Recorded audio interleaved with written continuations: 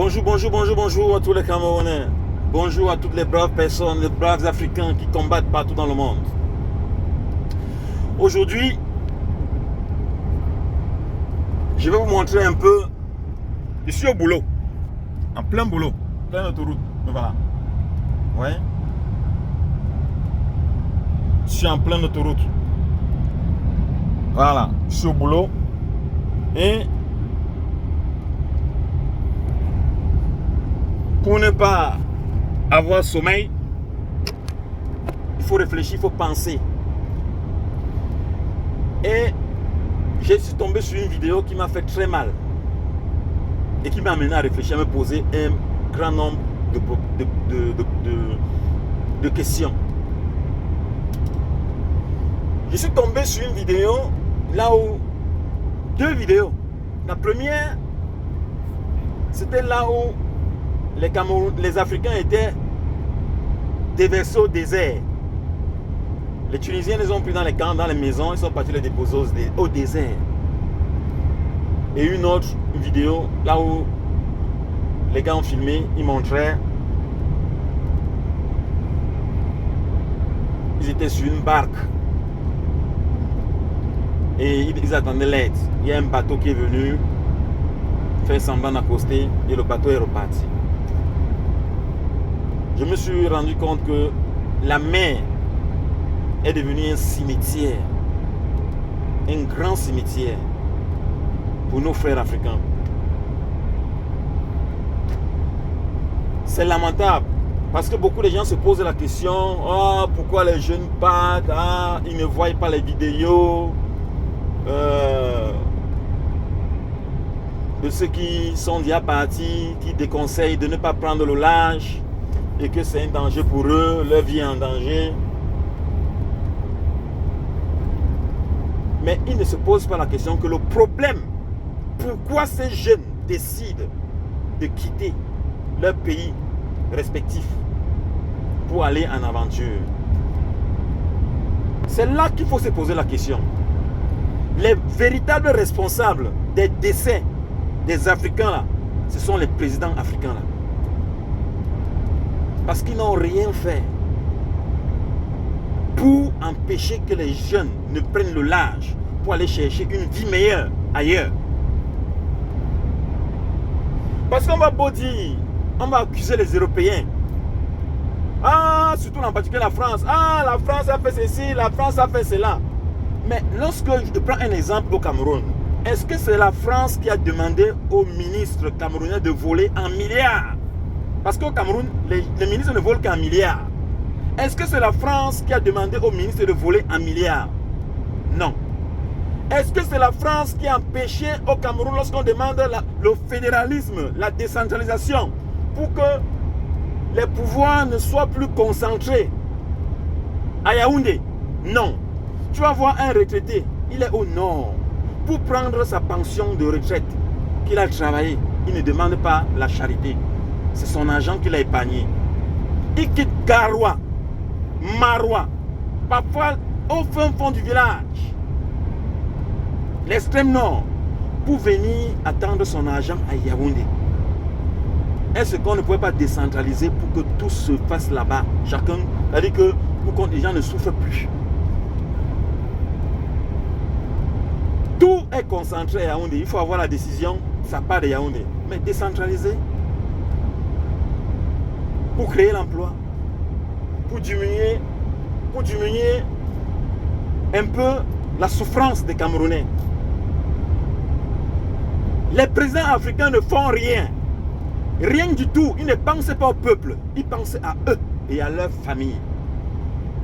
Ainsi que les dirigeants. C'est la même chose. Donc ça veut dire que quoi? Ça veut dire que ceux qui poussent les jeunes à aller s'enterrer, à aller se perdre, à aller se noyer, se suicider dans les déserts et dans les mers, c'est le système politique qui est mis en place. Les dirigeants qui ne font rien. Moi, j'accuse tous les dirigeants. Tous les dirigeants africains sont responsables, sont des meurtriers. C'est eux qui poussent le peuple à sortir.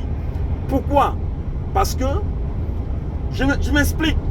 Ils vont dire, ah, ils n'y a pas d'emploi, il n'y a pas de société, monsieur, c'est très facile comme bonjour. L'Europe n'a aucune matière première. Toutes les matières premières sortent de l'Afrique, dans n'importe quel pays. Si les présidents africains veulent créer du travail au peuple, s'ils veulent donner du travail, s'ils veulent faire en sorte que ça devienne l'inverse, si les Africains veulent que ça devienne l'inverse, que l'Europe commence à venir chercher le travail en Afrique, il est simplement dit question. Ce n'est pas de prendre les armes. Non, pas les armes. Simplement que tous les produits des matières premières qui sortent de l'Afrique doivent être transformés sur place. C'est très simple comme bonjour. Moi, je vous donne les solutions. Que tous les présidents là disent que bon, maintenant, les matières premières doivent être transformées sur place. C'est tout. L'emploi est créé. L'emploi se crée partout. Regardez un peu le pétrole. Je prends l'exemple du pétrole. Le pétrole est exploité partout au Tchad, au Cameroun. Ça part en France. Ça se transforme en France. Et on renvoie au Cameroun pour nous vendre. Mais si on créait des usines, on a dit que le Cameroun demande simplement à Total, ou bien à Elf, ou bien à quiconque que ce soit cet exploitant qui est là, dont j'ignore, de transformer tout sur place. Ça devait créer l'emploi au Cameroun. Dans tous les secteurs. Dans tous les secteurs. L'aluminium. L'aluminium. Le Cameroun a la plus grande réserve d'aluminium au monde. On transforme, on envoie en France. Les véhicules. La plupart des véhicules comme par exemple Porsche, Audi, BMW. Les gens se posent la question, pourquoi BMW coûte cher? C'est parce que la coque, les matières, certaines matières, le châssis est en alliage d'aluminium.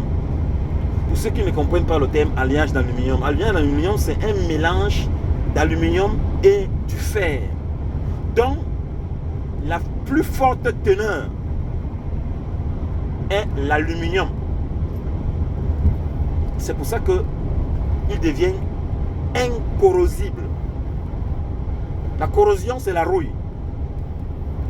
Ce matériel devient incorrosible. C'est pour ça que tu vas voir une Porsche, même si elle a fait 100 ans, elle est là, elle est intacte. Il n'y a pas la rouille sur ça. Parce qu'elle est faite en alliage d'aluminium. Tu vas voir une BMW.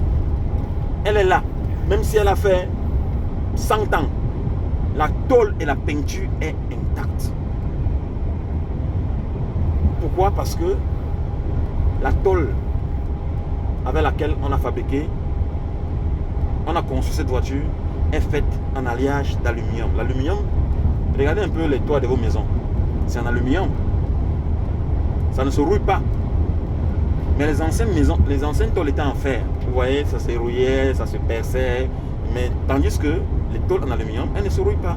C'est pour ça que ces voitures-là, les BMW, la Porsche, la Audi, ces voitures chères, là, les Ferrari, tout ça, les Lamborghini, les Maserati, elles sont faites en aluminium, en alliage d'aluminium.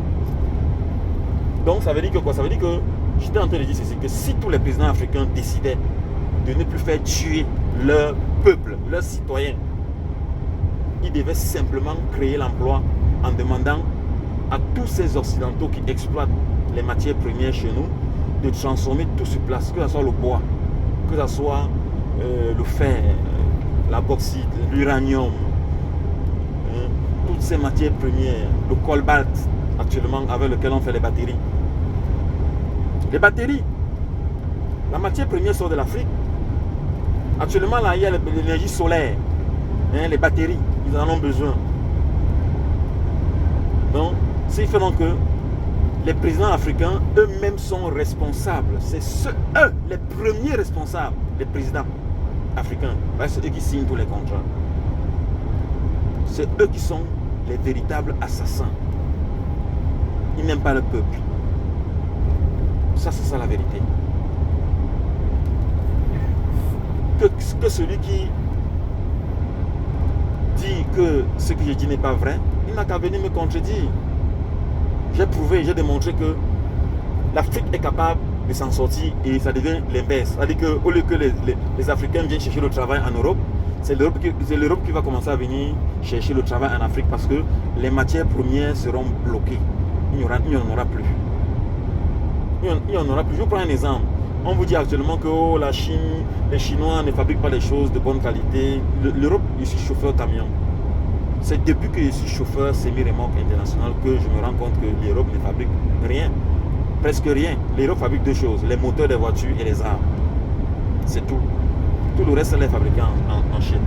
La matière, il y a en électronique, il y a une pièce qu'on appelle le circuit intégré. On l'appelle encore microprocesseur. Il vient de la Chine. Ce n'est que seuls les Chinois qui le fabriquent. Seuls. Ici en Allemagne, il y a des répertoires dans les sociétés qui s'arrêtent des mois et des mois parce que la pièce n'est pas arrivée. Ils ont commandé la pièce en Chine. Les Chinois ne livrent pas. Ils livrent en retard. Et quand ils livrent en retard, ça veut dire que les ouvriers qui sont dans ces boîtes-là n'arrivent plus à travailler. Ça s'arrête. Elles s'arrêtent. Moi, je travaille maintenant comme chauffeur parce que les chauffeurs semi-remorques gagnent beaucoup d'argent. Je suis expert en électronique, mécanicien, expert en mécanique automobile et expert en chaudronnerie. Donc, quand je vous parle en tant qu'un spécialiste. Donc, je ne vous parle pas en tant qu'un profane qui n'y connaît rien. Donc, c'est un peu ça. Je ne parle pas pour parler, je vous informe ce qui est vrai. L'Europe ne fabrique rien. Moi, je suis mécanicien. Qu'est-ce qu'un mécanicien? Un mécanicien, c'est celui par lequel les moyens sont mis à sa disposition, est capable d'ajuster une machine et de la faire fonctionner. Si moi me donne les moyens, je fabrique tous les armes, tout.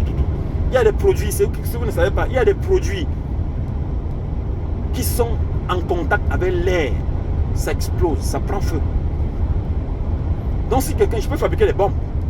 Parce que je connais tous ces produits. Et ces produits-là, je les ai appris, pas quand j'étais à l'école de mécanique, mais quand j'étais en formation des chauffeurs semi-remorques.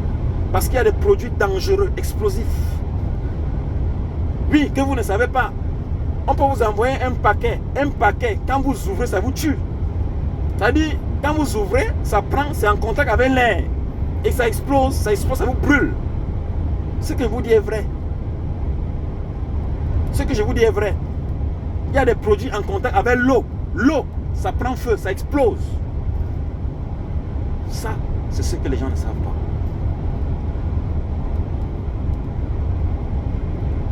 Ah oui. Donc, je suis capable de fabriquer beaucoup de choses. Beaucoup de choses. Ah oui. Donc, ce qui fait donc que je vous dis ce qui est vrai, je vous informe que ce qui nous tue, c'est l'égoïsme des présidents, des dirigeants africains, l'égoïsme, l'individualisme. On ne doit que parler d'eux, les ministres et consorts. C'est eux. Et les plus grands responsables encore, ce sont les députés. C'est ceux-là qui votent les lois. Acharnez-vous contre tous les députés dans vos pays. C'est eux qui votent les lois. Que toutes les matières premières doivent être transformées sur place. Sur place, vous aurez le travail. Vous n'allez plus partir mourir dans les mers. Ce que je vous dis est vrai. Parce que ce sont les députés qui représentent le peuple. Et les lois sont votées par eux. Ils ont les 2 millions, ils ont les gardes de corps, ils ont les voitures, les grosses voitures, et ils vous narquent. Vous prenez le large pour aller mourir dans les mers. C'est ça la vérité, la triste vérité. C'est celle-là. Donc, sachez donc que la liberté ne se donne pas, elle s'arrache. Le respect ne se donne pas, il se fait imposer. Pour qu'on vous respecte, ce n'est pas en bavardant, c'est en posant les actes. Alors, quand vous avez posé les actes pour prendre le large, posez les actes maintenant contre tous vos dirigeants dans vos pays.